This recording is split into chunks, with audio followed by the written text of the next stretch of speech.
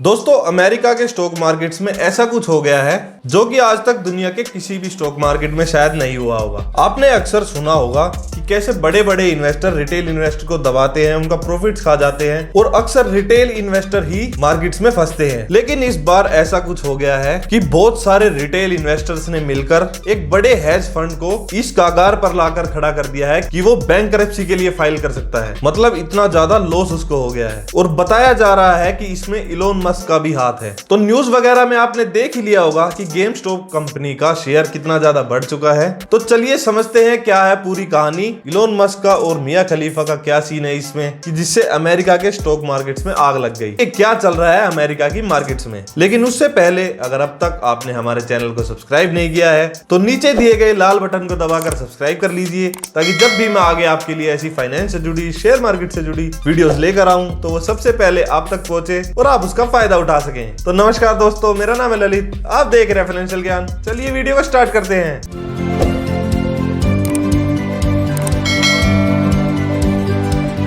तो दोस्तों एक्चुअल में हुआ क्या है कि गेमस्टॉप कंपनी एक गेमिंग कंपनी है, लेकिन वो एक लॉस मेकिंग कंपनी है और पिछले कुछ टाइम से उसका शेयर प्राइस गिरता जा रहा है। तो इस चीज को देखते हुए काफी सारे हेज फंड मैनेजर्स ने उस शेयर को शॉर्ट सेल करना शुरू कर दिया। अब ये शॉर्ट सेल क्या होता है? तो दोस्तों शेयर मार्केट में मेनली प्रॉफिट कमाने के दो तरीके होते हैं कि या तो आपको लगता है कि ये शेयर बढ़ने वाला है तो आप उस शेयर को खरीद के बैठ जाते हो और जब उसका प्राइस बढ़ता है तो उसे बेचकर पैसे कमा सकते हो। लेकिन एक तरीका और होता है जिसमें कि अगर आपको लगता है कि आने वाले टाइम में शेयर के प्राइसेस गिरने वाले हैं और तब भी अगर आप प्रॉफिट्स बनाना चाहते हो तो आप क्या करोगे कि उस शेयर को किसी से रेंट पर लेकर और उसे पहले सेल कर दोगे। जैसे कि लेट से किसी शेयर का प्राइस 100 रुपए चल रहा है और आपको लगता है आने वाले टाइम में उसका प्राइस 90 होने वाला है, तो आप क्या करोगे कि उस 100 रुपए के शेयर को किसी से रेंट पर ले लोगे कुछ टाइम के लिए और उसको सेल कर दोगे पहले, और फिर जब प्राइस 90 पे आएगा तो फिर से आप उसे बाय कर लोगे और उस बंदे को वापिस कर दोगे जिसका वो शेयर था।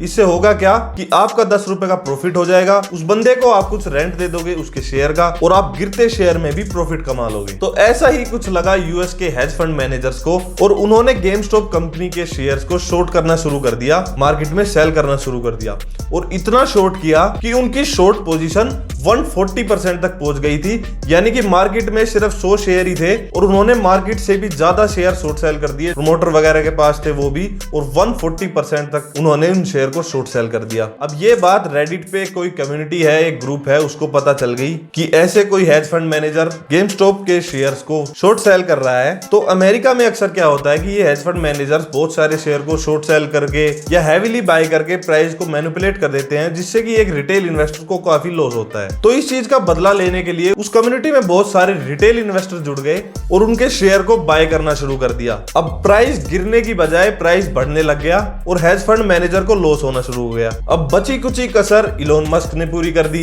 तो ये देखिए इलोन मस्क के ट्वीट और ये देखिए मिया खलीफा का ट्वीट, और आपको पता ही है कि इलोन मस्क का ट्वीट क्या कुछ तूफान खड़ा कर सकता है। और ऐसे ही काफी सेलिब्रिटीज भी अब इस मुहिम में जुड़ते जा रहे हैं और ये शेयर प्राइस और ऊपर जाता जा रहा है और जितना ये ऊपर जा रहा है उस हेज फंड मैनेजर को और ज्यादा लॉस होता जा रहा है। और अब ये गेमस्टॉप का शेयर जो कि $10 से भी कम पे ट्रेड हो रहा था वो $350 के आसपास पहुंच चुका है और पिछले कुछ टाइम में 1800% तक का रिटर्न इसने दिया है। और जो कम्युनिटी है जिसने इसको बाय करके होल्ड कर लिया है वो इसको बेचने के मूड में नहीं है और जब तक वो इस शेयर को बेचेंगे नहीं तो वो हेज फंड मैनेजर इसको बाय करके शेयर को वापिस कैसे करेगा। तो काफी एक अजीब सिचुएशन बन गई है और ऐसा बताया जा रहा है कि उस हेज फंड मैनेजर का करीब 10,000 करोड़ से ज्यादा का लॉस हो चुका है और टोटल पोर्टफोलियो का 35% लॉस वो अब तक कर चुका है और हो सकता है आने वाले टाइम में वो बैंकरप्सी भी फाइल कर दे। तो देख रहे हो आप, एक आम आदमी जब अपनी वाली पे आता है तो कैसे कैसे बड़े बड़े मैनेजर्स को भी धूल चटा देता है। अब अमेरिका के टीवी न्यूज चैनल्स में ये बात होना शुरू हो गई है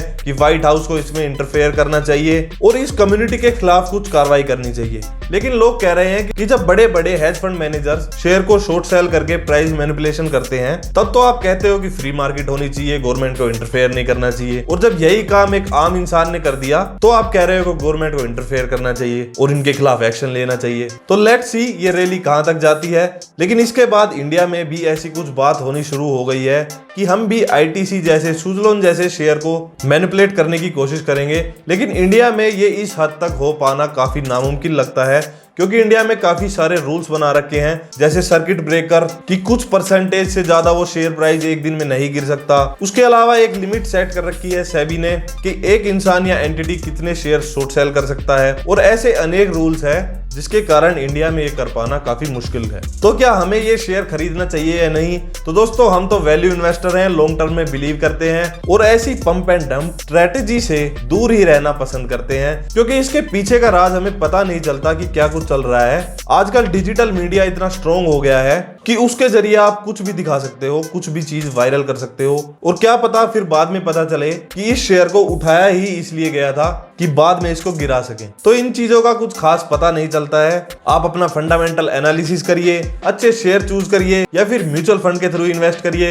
म्यूचुअल फंड के बारे में, शेयर मार्केट के बारे में ज्यादा जानने के लिए हमारे फ्री कोर्सेज की हमने प्लेलिस्ट बना रखी है इसी चैनल पर, उन्हें आप देख सकते हैं। और फर्दर ऐसी शेयर मार्केट से जुड़ी, फाइनेंस से जुड़ी जानकारी के लिए हमारे चैनल को सब्सक्राइब कर लीजिए, वीडियो को लाइक कर दीजिए। और आज के लिए बस इतना ही, मिलते हैं ऐसी ही इंफॉर्मेटिव नेक्स्ट वीडियो में। तब तक के लिए जुड़े रहें, बने रहें। Thank you so much.